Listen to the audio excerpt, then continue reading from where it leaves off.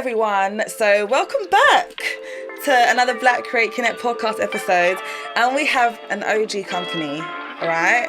OG company representing us and also an OG woman as well. Rebecca, welcome to today's podcast.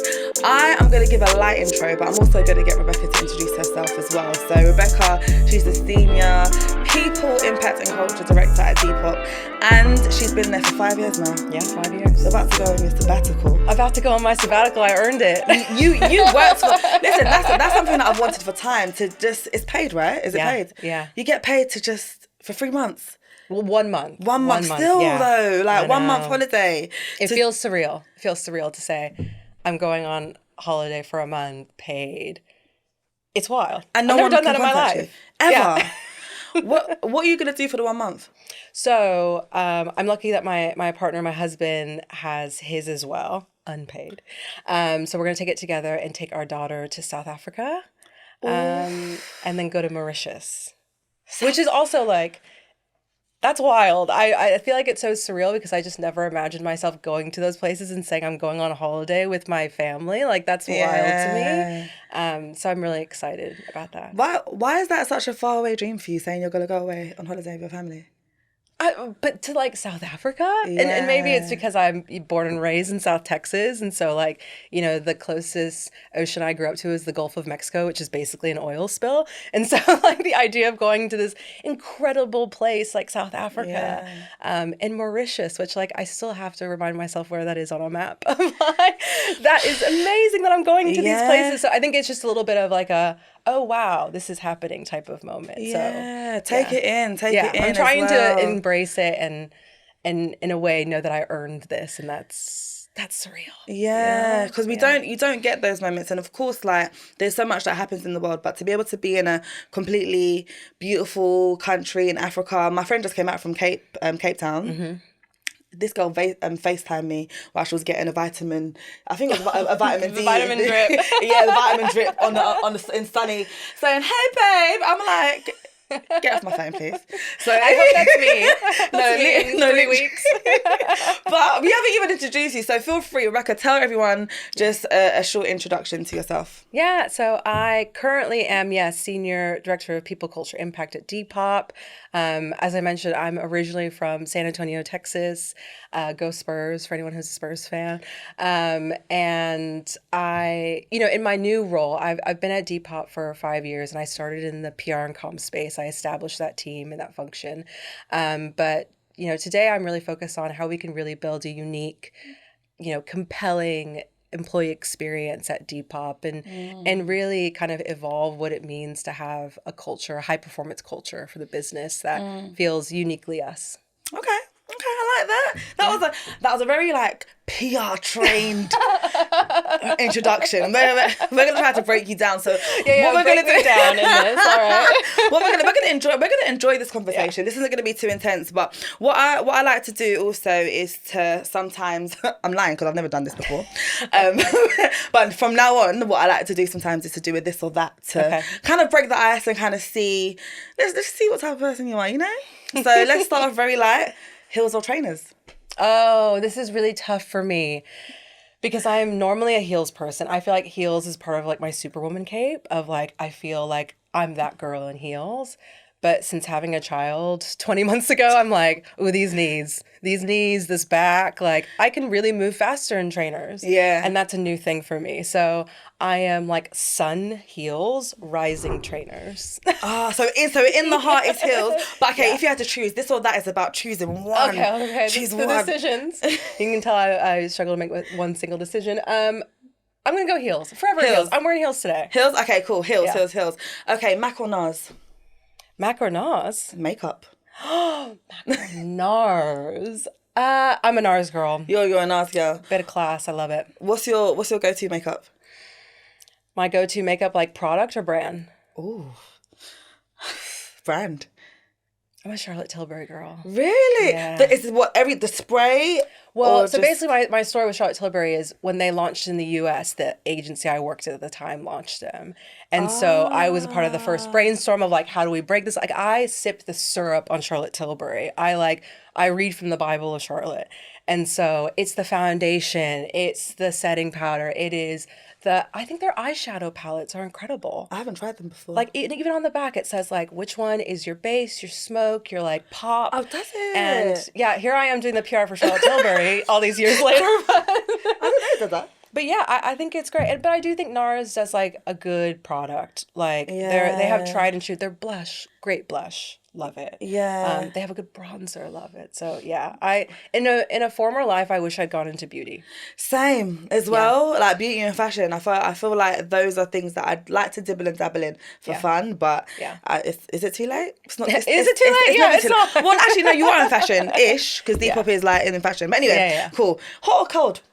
Oh, always hot. I hate being cold. I'm from Texas. Yeah. Like, I love to be hot. I love to be warm. That's why I'm so excited about this trip, is to be warm again since moving to London. But yeah, hot. Love a hot drink. Ooh. Love a mulled wine. It's mulled wine I love season. a mulled wine as well. Yeah. Love a mulled wine. Okay, on that note, NYC or London? London. Oh, you chose London over New York. I lived in New York for 10 years, and I think everyone should have a bit of New York in their life. Like, it is an incredible once-in-a-lifetime place. I remember the first time I went there, I went with my mom, and she said, this is a city where it's difficult for me to sleep at night because something's always going on. And that is the truth. Something's always going on. And you know what happens? Your bank account gets drained. You never stay at home. You never cook a meal, but it's so much fun. Now, moving to London, it's the best of both worlds because I feel like you can have that experience in central London. You can go out. The coolest things in the world are coming to London. And that's what makes it so much New York. But I grew up in Texas. I like my quiet. I like the community. I like to open my window and there not be like some girl throwing up from a party outside my window, you know, like, and I live in Acton. So like, I'm not out in the country, but it still feels like I have a sense of community there that was really hard to get in New York. Yeah. Okay. Yeah. A couple more. PR or HR? Because you've just moved into HR, so PR or HR. I mean, I think I'm really enjoying HR. I think I'm surprised by how much I'm enjoying it. I think HR gets a bad rap, just like PR does. It does. So I'm gonna say HR for now. HR. Yeah. Safe choice as well, especially because you're in there. You're in there now, so it'll be wild for you to be like PR. You just moved from it. All right, cool. Jamaican or Italian food? Ooh, okay. Fun fact about me: I cannot handle spicy food. Oh, is it? I can't. What? Why? And I think it's growing up because, you know, I come from African American. My dad's African American, and Cajun food, all of that was around when we were younger. But my mom is also Mexican. And so I grew up with a lot of Mexican food. And I think those two things canceled each other out in like my anatomy. And so I've been trying to get into spicy food and I've been trying to get into jerk, but I literally will sweat. I will have tears. I will be unable to eat it. Really? So I have to say, I love my rum punches, but I have to go with Italian. Wow. What? That podcast is over. Let's wrap it up, okay? Because I'm we're gonna see the listeners drop off right now. They're like, we don't care what she says next. Do you know what I'm gonna do? I need to. Nora knows already. I need to bring some of my dad's food to you, okay? Curry I'm open oxtail. to it. It's just my tolerance. That's and make sure it's not too spicy for you, so you can get into the flavor as well. Okay, dope. And you used to have curly hair. Yes. Yeah. And you've cut it to a nice straight. Well, I did the mom bob when I had Lola, because I was like, oh, I should cut my hair short, and I think I cut it too short, and it just didn't I got it cut when it was straight, and so when it was curly, it looked a bit weird. See. But I still go curly. Yeah. Okay, yeah, no, because I was expecting us to match today. With a bit yeah, we would have. Yeah. I'm like, what's this? I like to keep people on their toes, you know, a little straight, little braids, a little curly. Never know what you're gonna get. Okay, dope. All right, so hopefully people have kind of got a bit of a sense. I feel like the new things I've learned in this short space of time is you're a girly girl. I can see you as a girly girl. Yeah, I'm a girl's girl. Yeah, so I've got that bit of a sense so far. So you grew up in Texas. Talk to us from whatever point that is comfortable for you about Rebecca's story growing up. So I know you said that your mum was Mexican and everything. Just give us a story that you want us to give us. Yes. I think my identity is important. I'm I'm Blaxican. That's how I always identified from the start. I think Tyra Banks coined that term, actually. Is she not Mexican as well? No, it was from America's Next Top Model, but she had one contestant. She's like, "You are Blaxican." And I was like, "Oh, I've never heard anyone say that." Obviously, I was like 14 at the time. But yeah, I mean, I think growing up in San Antonio, it's a predominantly Mexican city as well. And so I think finding my identity was somewhat difficult because I grew up with a lot of people who looked more like my mom and more like my sister and not a lot like me. And I think people's perception, especially being here, is like, Texas is Beyonce. And I'm like, no, that's Houston. That's what I thought, I'm not going to lie. Yeah. And, when I go to Houston, I'd be like, oh, a bunch of people look like me. Or, I remember that's where I get my hair done and stuff like that. But growing up in San Antonio was a much different experience, I think, for me. And so I kind of like really struggled to find people who look like me. And I think a full circle moment is, I think the first person I really like looked up to was Mel B. Like, really? I remember thinking that Leeds was like the place to be because Leeds is where she grew up. And Look at what one person can do though. Like, yes, like that's what representation does. Yeah. And so it's interesting that I'm here now in that culture where, Mel B was everything to me because she was the first person who really looked like me. Yeah. And so that was important. But, I really value my growing up in San Antonio because it is so culturally diverse. I'm proud to be Mexican. I'm just as much as I'm proud to be Black, but having grown up and understanding the culture and the food, and we have, celebrations called Fiesta that are just unique, kind of like Mardi Gras, but in Texas, were really important to me. And it makes me really excited to share some of those cultural traditions with my daughter now, and also embrace the British ones too. For those that don't know what Mardi Gras, is it Mardi Gras? So Mardi Gras is in New Orleans, and that is, it's kind of like a celebration that is, it's an Americanized carnival in a way. But in San Antonio, we have a thing called Fiesta, and it's surrounded around a battle that we lost against the Spanish. But San Antonio rolls out for Fiesta. We have kings and queens of Fiesta. We have a day off for Fiesta. In San Antonio or just in San Antonio. Oh, sick. We have big parades. We have like Nyosa, which is Night in Old San Antonio, where they have food markets. So it's like a big deal. Like Carnival here. Like Carnival, exactly. Oh, and so growing up with that type of culture has really shaped me, and I'm really proud of that. On the other hand, growing up in San Antonio felt like growing up in a very small world, and I think that's a little Texan in a way of like, Texas is the biggest state, one of the biggest states in the United States, and sometimes it's people's only world as well. So you don't leave Texas. Why would you leave Texas? You could just move to Austin, move to Houston. But my mom grew up partially in Chicago, and so I think at a very early age, she instilled in me like there's more to this. And I think my first outlet to that was fashion, oh, wow, there's this whole world out there that can be really exciting and beautiful. And it seems like that world is in New York. And so from a very early age, it was, let's go to New York. Let's go to New York. Let's find a way to go to New York. How did fashion kind of reveal itself to you when you was in San Antonio? Because and how did you even realize, okay, New York's the place to go for that? Because again, it could have been Italy, it could have been Paris, it could have been London straight away. Yeah. So how did fashion come into your whole life initially? Yeah, I actually have this like very like core memory of being sick from school and sitting in my mom and dad's bed, and watching CNN. Who watches CNN? I don't know. But they had like a Fashion Week special on CNN, and I remember watching it, and that you got to see the runway shows, and I was like, it was like a formative moment of like, oh my God, and this like, it must have been a 2-minute segment on CNN. That sounds amazing. And I don't know what led me to this designer called Anna Sui, but I found Anna Sui. I loved Anna Sui. I did as much reading up on her as possible. And I think it was my mom who encouraged me, like, if you like this designer so much, why don't you write to her? And so I wrote a letter to her, and she wrote back. Wait, what? Yeah. See, you don't hear these stories. I'm not gonna lie. You only hear these stories from Americans. Like, you don't hear this in London. Right back. She wrote back. What did you say in that letter? I think I just said like, and I think maybe she was one of the designers on the CNN show, and I remember writing to her and saying like, I'm really inspired. Like, how did you make it? How did you make this your dream come true? And she wrote back, and she was delighted, and it was a really. I wish we still.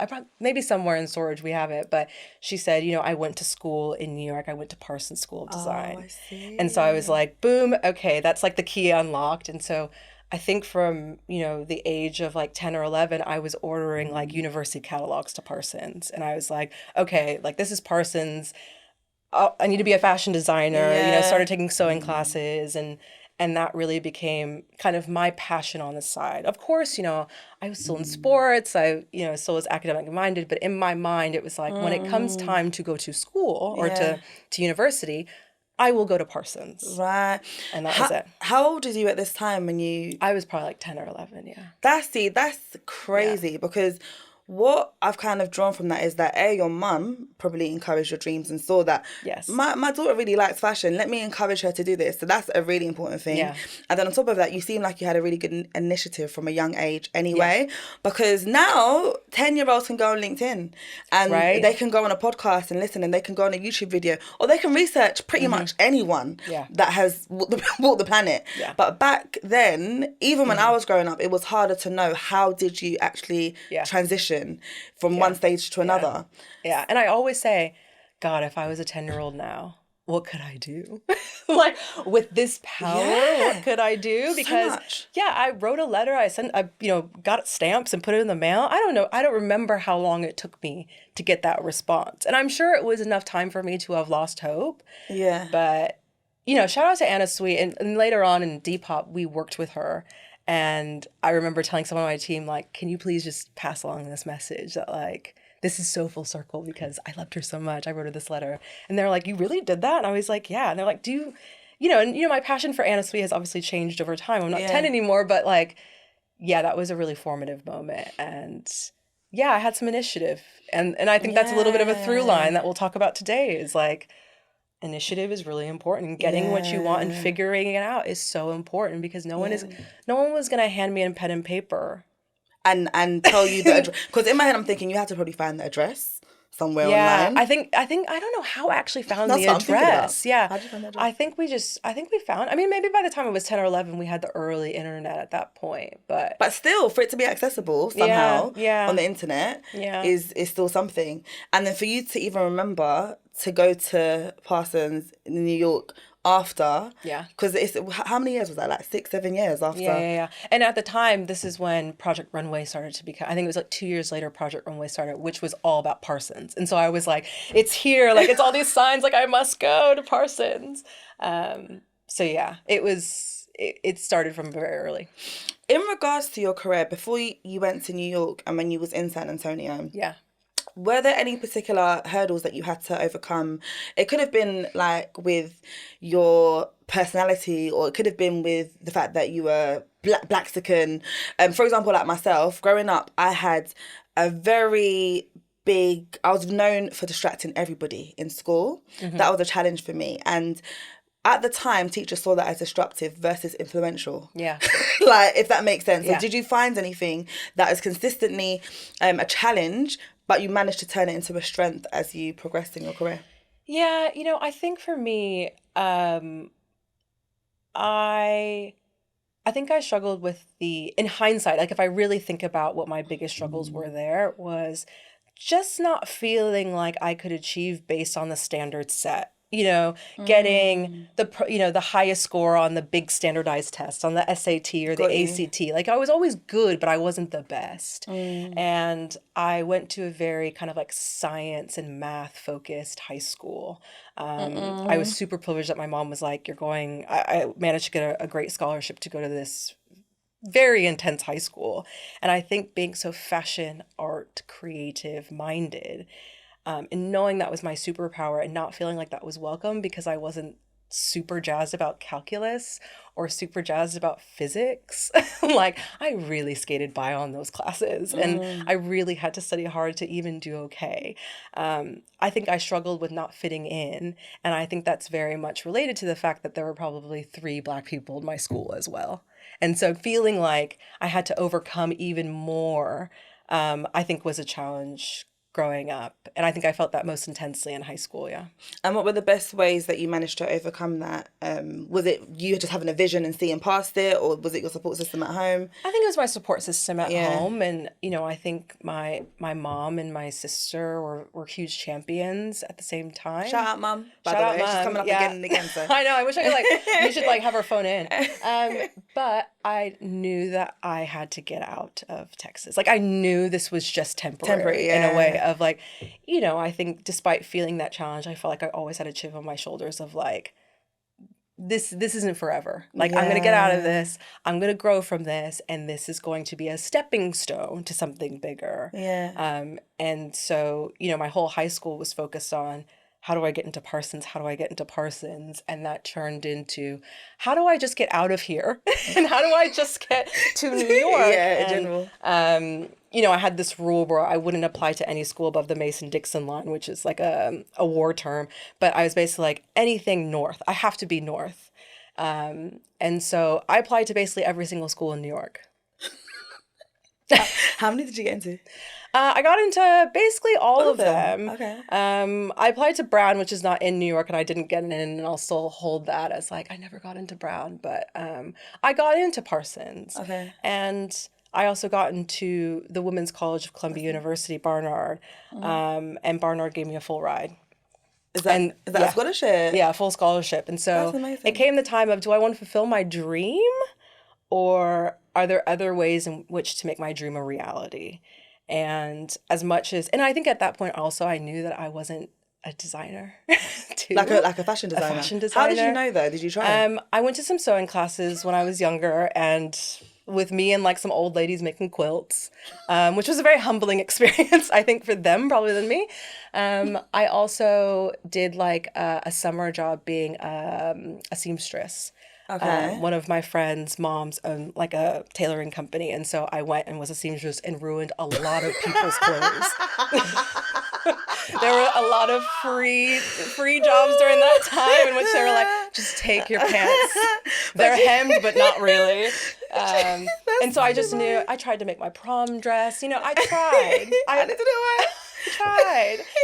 So I kind of knew maybe this isn't it. And I also think that my experience at high school of being in this environment that was super academic and not necessarily accepting of my creativity was able to unlock a door of going to an incredible, world-renowned university in New York. And so if I just kept doing that, what other doors could it unlock then?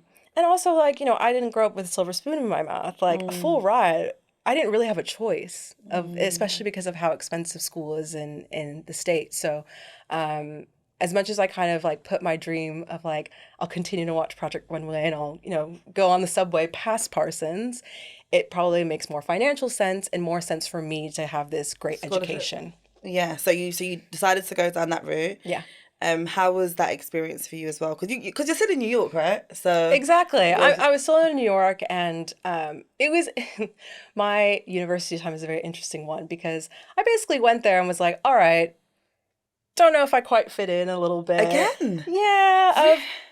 I think Columbia is an incredible school, but I also think it has a certain level of privilege as well. Oh, yeah. And I didn't quite fit in. I also, it's because I didn't want to go there. I wanted to be in New York. Yeah. I just wanted to be in New York. And so I remember I gave it my all my first year. I walked onto the rowing team.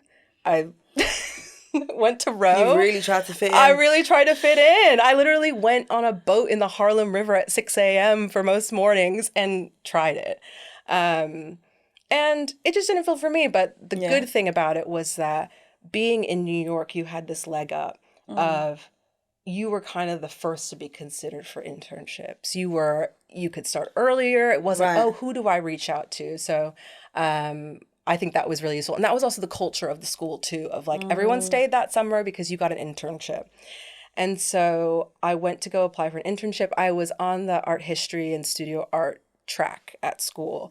And so everyone was like, well, if you do that, you should apply for an internship at Christie's. And I was like, okay. What's Christie's? It's like an auction house, like a famous auction house. And I was Okay. like, okay, I have no interest in this, but it seems like what everyone says I should do, I should go. It was the most painfully awkward interview of my life. I think they just looked at me and they're like, she's not Why? Christie's material. And I kind of felt that and was like, oh shit. Is it like very like prim and proper and Yes. up? Okay, so Very on the Upper East Side, and Right, we deal okay. with high net worth individuals and we sell them art. And I was just like, yeah. okay. And I remember at the time, you know, like my mom did PR.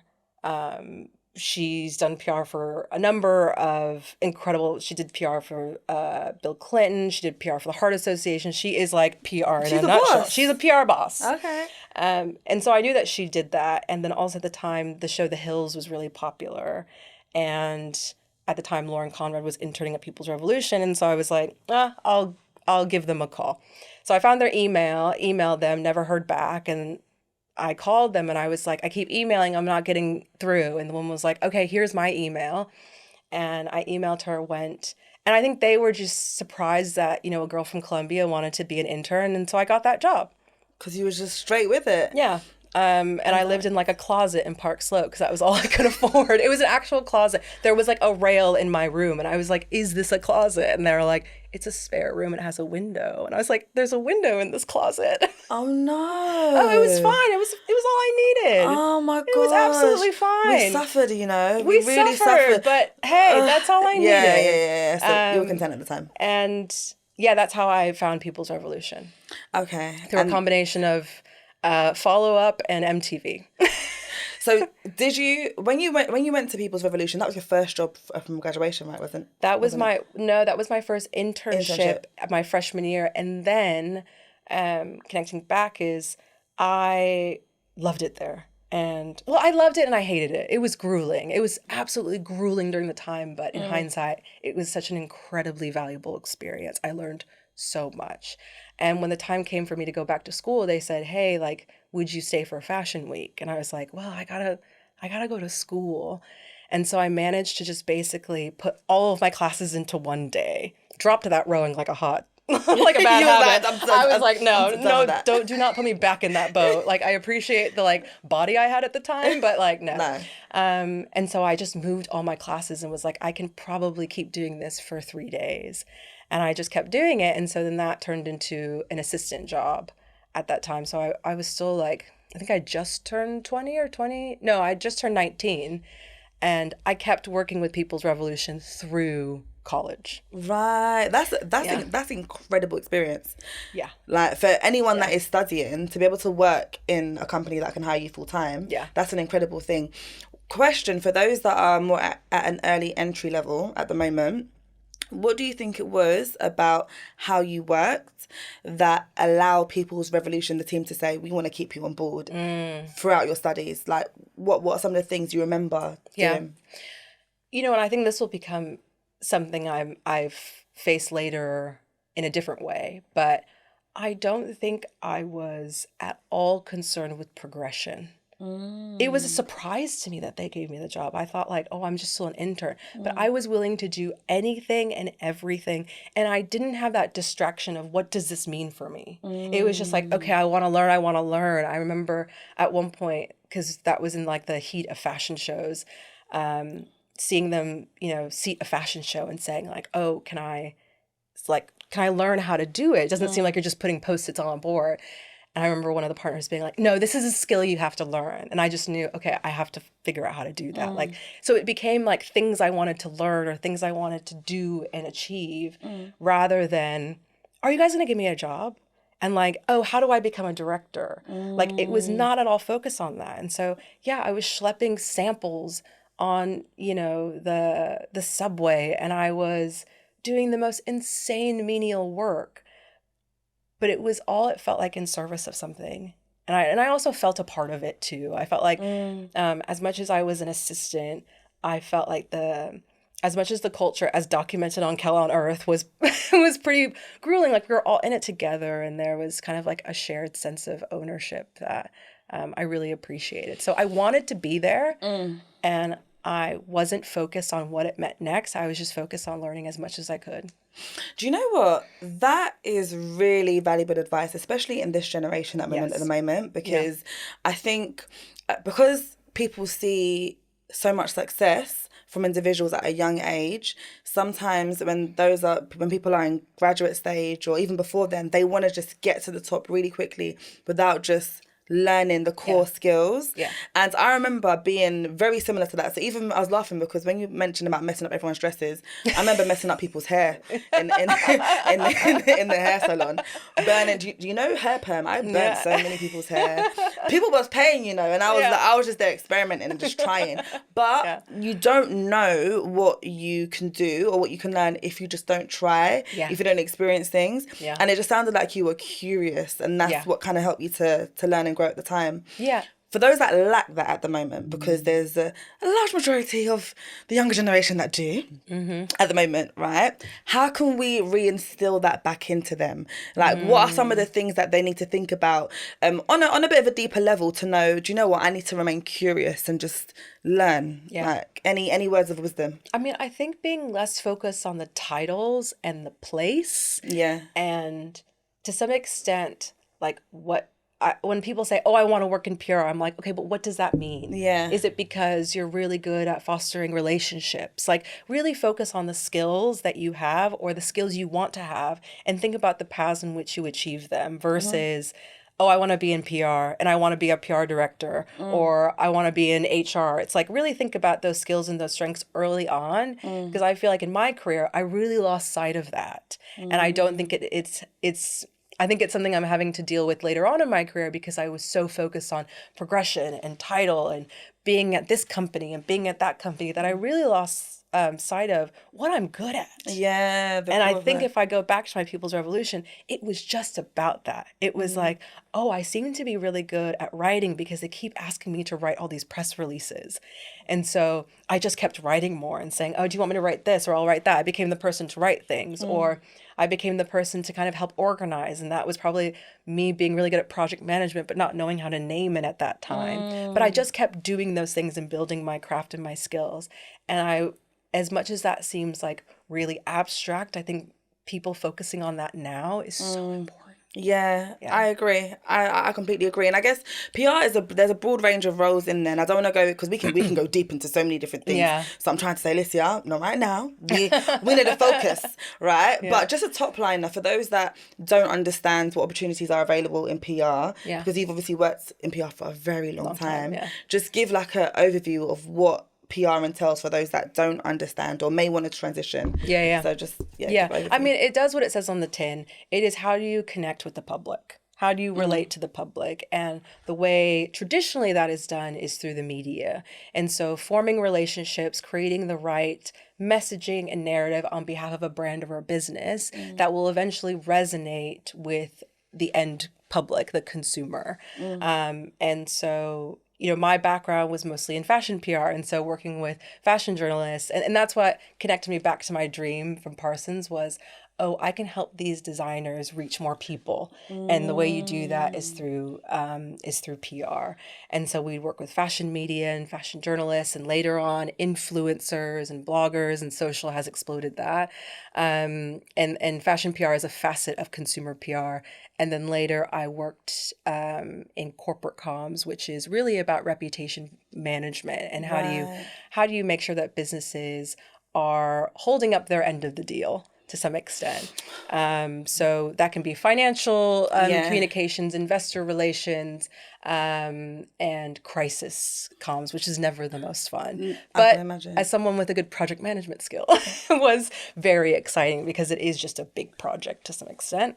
And then more recently in my career, I worked on internal comms, which is, if you think about public relations as connecting with the public, how are you connecting with your own employees? And that made a very natural segue into my role now. So there's three angles of comms generally to folk that I kind of drew from that. So there's obviously B2B comms, it sounds like. There's B2C, which is obviously the wider public, and then B2E, the employers. What do you think helps you to differentiate the ways in which you do those three different types of comms well, like really well? what makes a good consumer comms person is, I think, someone who has a really good understanding of marketing's role, especially today. Okay. Of like, PR is a facet of consumer communications, which includes a large part of marketing, partnership, social media. And so I think what makes a really good consumer comms person is someone who understands how to leverage PR within that ecosystem. And I think that's quite new. And I think a lot of consumer comms people go into marketing and vice versa. But how do you come up with really good marketing ideas that, in fact, people want to write about? I think a good corporate comms person is someone who is calm, someone who can be calm in a storm.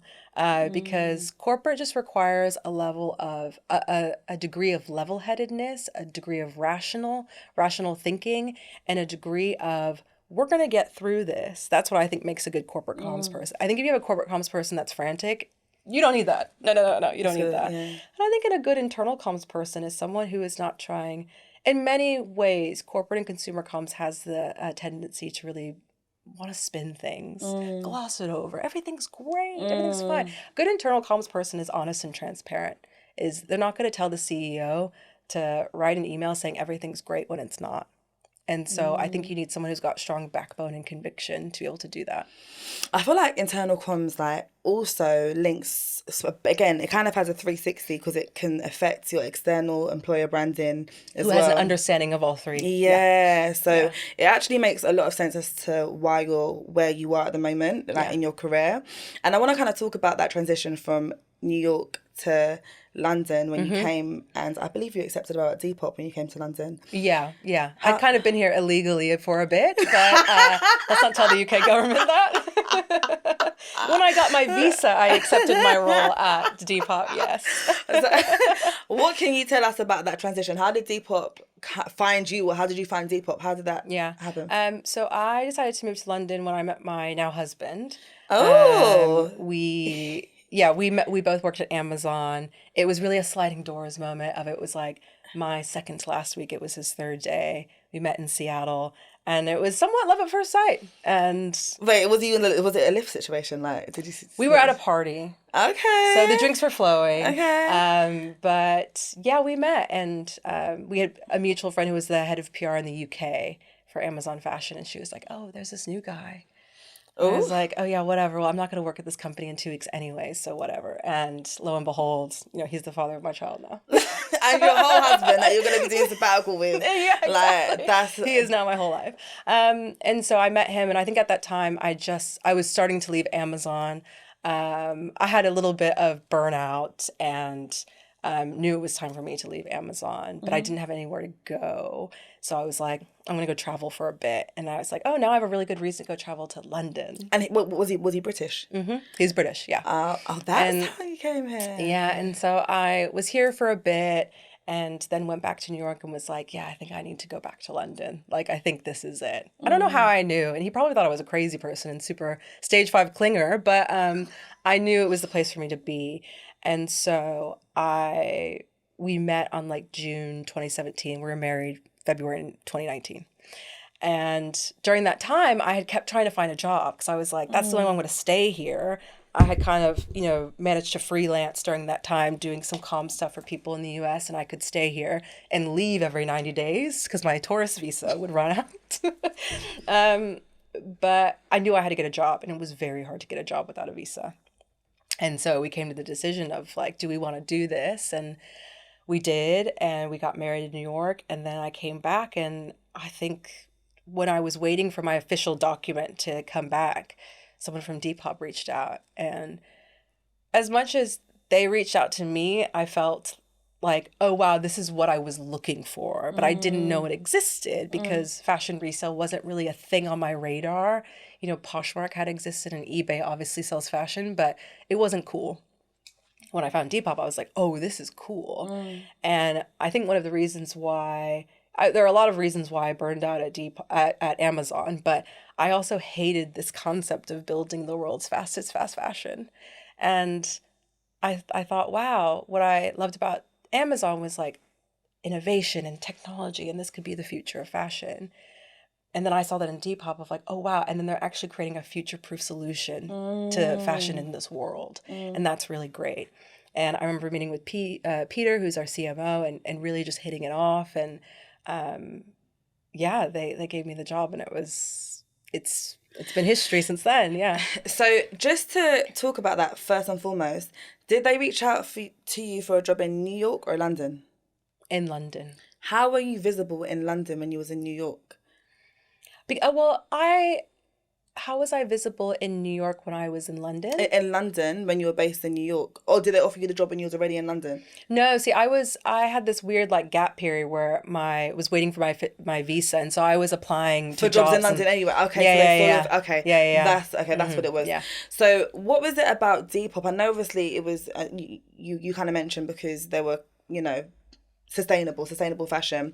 But was there anything else about when you met people at the organisation or about the career opportunities or anything else? I don't want to put any words into your mouth, but was there anything else that you was like, nah, I actually like it here? Yeah, I think that it was because I had come from Amazon that was so big. I mean, it's like one of the world's biggest companies that I liked the idea of a startup. I liked the idea of something small. I liked the idea of also being able to establish PR there because I had joined PR teams. I'd been a part of them, but I felt like at that point in my career, I had a lot in which I knew how to kind of like start something small and good. Yeah. And so I really liked that aspect of the role too. And to be honest, like, I really felt a connection with Peter of like, oh, I feel like I could learn a lot from this person. He's wise. Yeah, he's a wise man. And so that was also really compelling. And I remember when I met Maria too, I found just like her spirit and her energy really great. Like there wasn't anyone that I met that I was like, oh, they're going to be annoying to work with. Yeah. There were people that I was like, oh yeah, I think I will learn a lot from these people. Yeah. And that was really important. And I think that's something that when I have the jobs that haven't worked out for me, which has really only been one, I didn't feel that way in the interview and I still took the job and I regretted it. And any job that I've taken, it's because the person that I've been interviewing with or who I've met, I got that good connection with. And so now I kind of feel like I got to trust my gut on some of those things. And if I don't feel it, I should be aware of that. It's interesting because I wanna state the obvious. For those that don't know, Peter is a white male, right? And yes. you are an American Blaxican woman, but you still connected. Yes. And you connected just purely based on the fact that you had skill sets. It sounds like you had an interest in obviously what Depop was doing and the growth of it. Peter was transparent and he was kind of able to be kind of open and showcase what he could teach you. Yeah. That was simply it. For those that have almost like a pre-imposter mindset, because this is something that exists a lot in our community, because I have a lot of conversations with individuals that will say, I'm a black woman, I come from a Caribbean background, or, I've got an accent, or this is happening. Like, how can I, sell myself without having to put myself aside in interviews? What advice would you give to them? Because you had that connection with someone that was different to you and you're still here today. Yeah. So what is it you can say as words of encouragement to those? Yeah, and I think, I think maybe leading up to now, I've never had a manager or worked in very diverse teams up until now at Depop. And that's what I love about Depop is I feel like that is obviously something that can really power a business, having diverse leaders and diverse teams. But I never had that up until now. And so I think like, in a way, really being confident in my skills and my strengths and knowing like this interview is a moment in time, almost back to my time in high school of like, you're either going to take it or you're going to leave it. And really feeling power in that, I think, has been very useful in terms of a mindset. I think anyone who immediately feels like the power dynamic is off, it's very hard to get back into that level playing field. If you always think that you're a rung below, it's never going to work. And so I think and maybe I would love to hear his perspective on my interview, but like, I remember even like sitting in a chair like this, like, let's just get on YouTube. Like you and I, like, we're going to, he was going to be my boss, but like, let's have a conversation like peers. I think that's kind of been useful, is just to feel really in myself and feel comfortable and really be brave in that sense.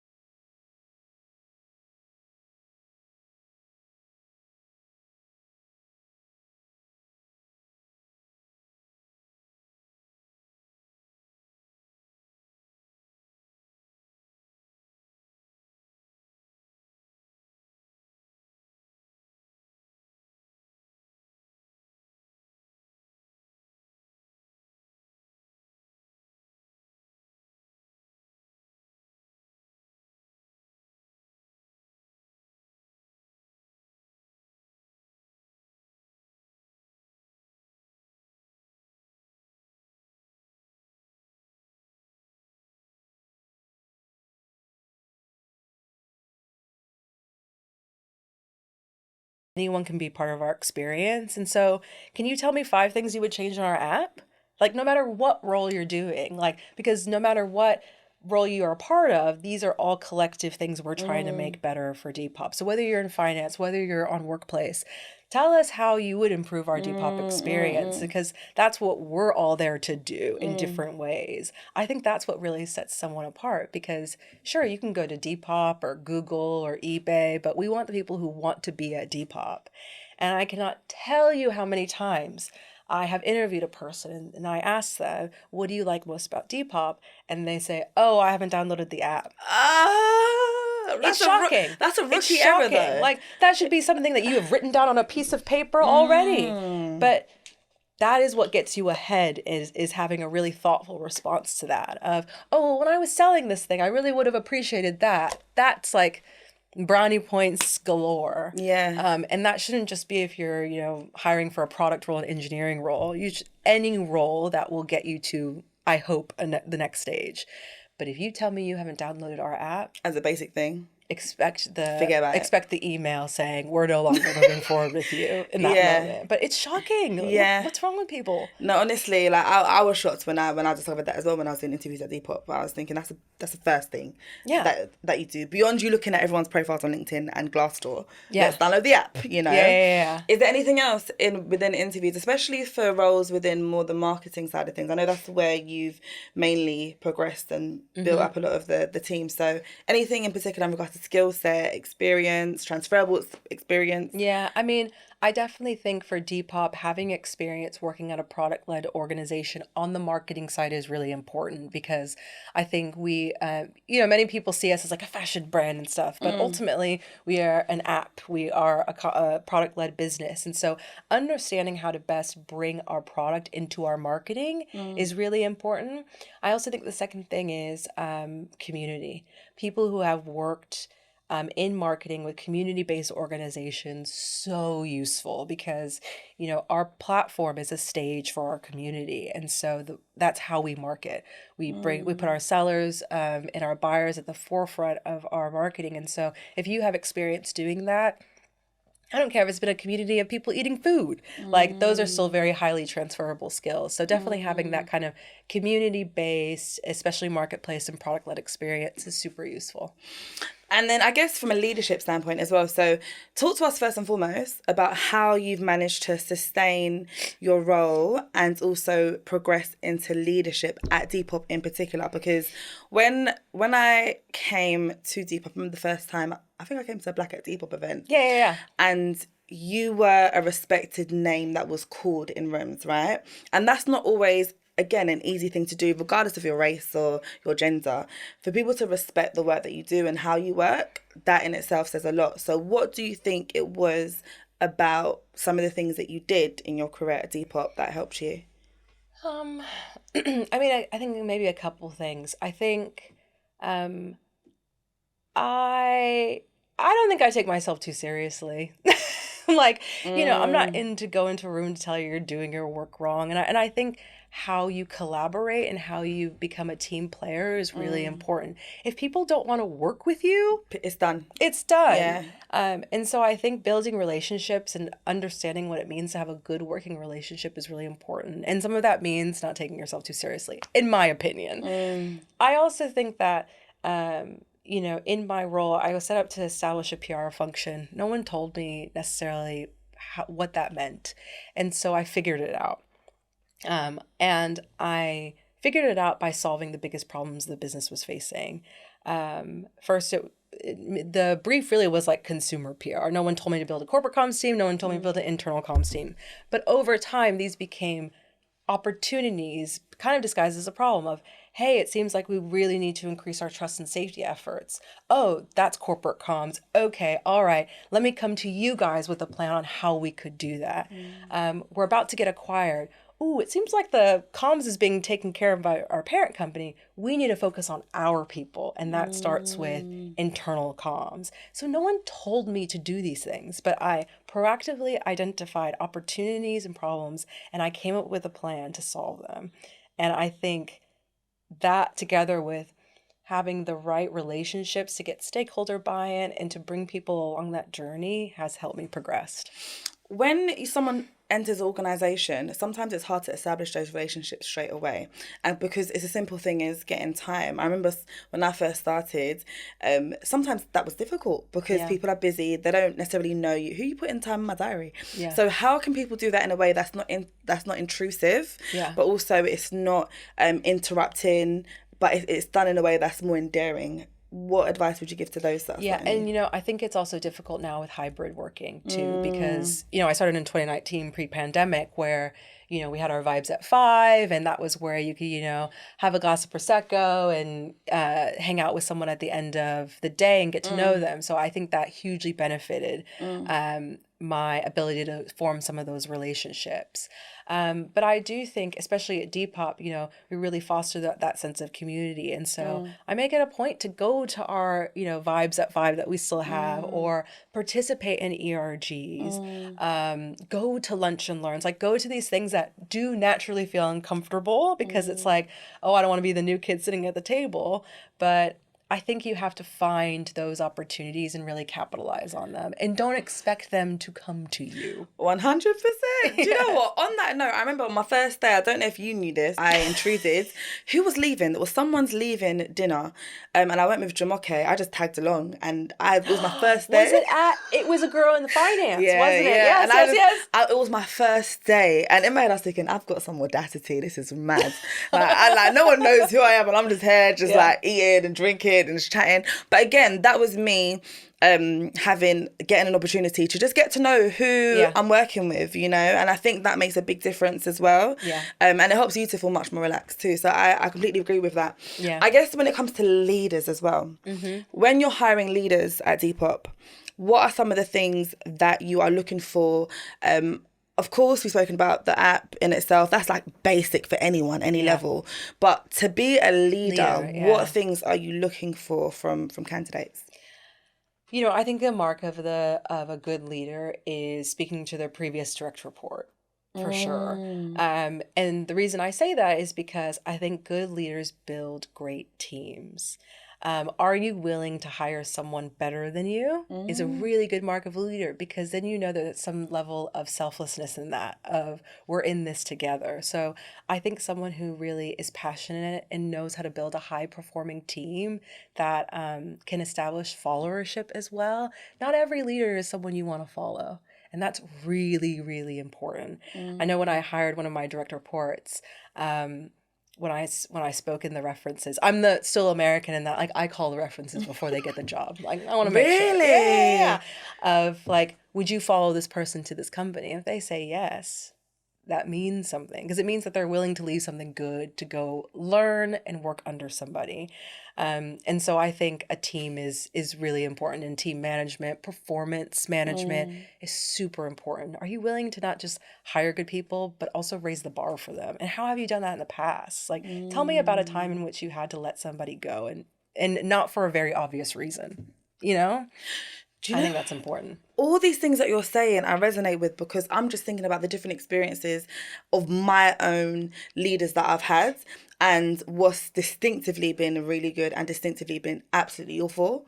And you're right, I feel like leaders, the ones that I guess act selfishly, don't realize that you're just disabling your team. Yes. Like, I just say, I'm not going to give you this idea Yeah.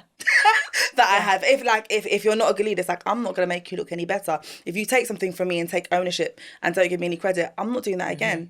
And it just is very, very disabling to a whole organisation. Yep. And one of the things that I love about Depop is, from what I can see, I mean, my old direct report was Kendall as well. Yes, and Kendall. I think we're going out tonight as well. Like, we just like literally, Yeah. there were so many great things that I saw in her, and people around me that I worked with that I thought, you're dope at this. This is, you should own this and thrive in that. And it makes my life easier as a leader. Yeah, Because exactly. you're sick at that. Great. Yeah. I don't have to do all the thinking, as well. So that's really, really good to know. Yeah. I guess because you hold the vision and the culture and the future of what Depop employees look like. What is your vision? What kind of key specific values? I know there's a Depop DNA as well that everyone needs to have. So talk to us about the vision of where you want to see Depop go, and how we can support Black Create Connect, and also how can anyone else that's looking to join Depop support with that vision? Yeah. I mean, I think what our CEO Kruthi has really kind of instilled in me, and I think we're starting to lay the foundations for, is really embracing a continuous learning organization of that's how we're going to build a better Depop, is by learning, testing, experimenting. And so right now, a big focus for us is, how do you use your time at Depop to not just be a better contributor to our business, but a better individual for your career? Like, this should be a career-defining experience. That means a lot of different things to different people. To some people, it means, becoming that title, which I would say don't. Don't chase the title. But to some of that means progressing in that certain subject matter expert of, I really want to be an expert in this. Some people, it means, I want to learn more about this business. And so how do we create those pathways to where, if you graduate from Depop, you come out 10 times better than you were, and in ways that surprise you. And I think that's also because of my experience there, is that I went in as the head of PR and somehow I'm on the HR. I'm running HR, but that was because we had this culture that I really want to harness and make sure is at the kind of cornerstone of who we are as an employer, of anything is possible, as long as you're willing and open to learning more. What have you learned and developed since you've been at Depop? I think I've started to learn more about what my actual strengths are.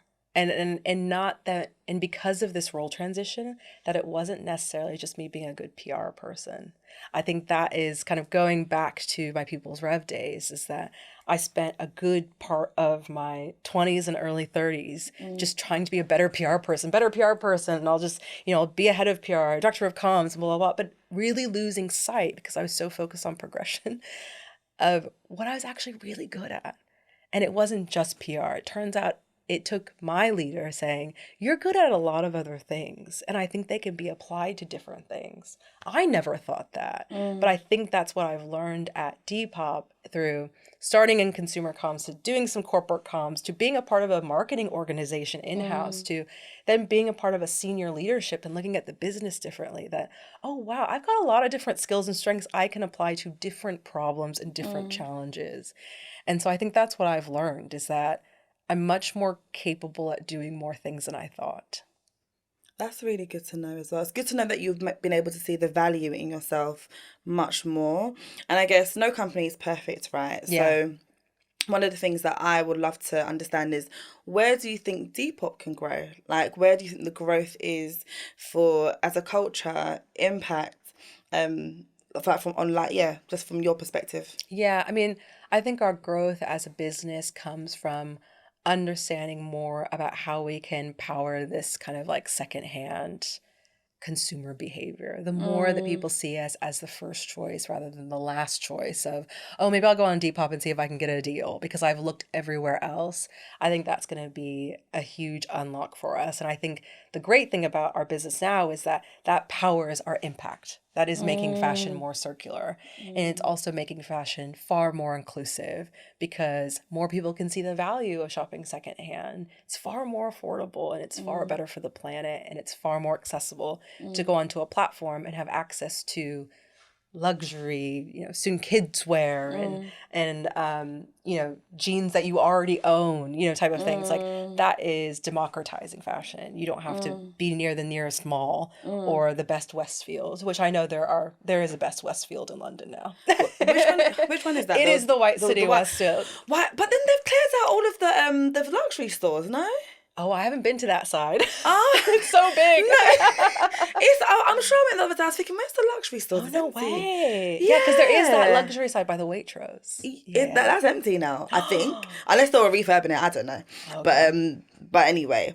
I stick to my John Lewis side. But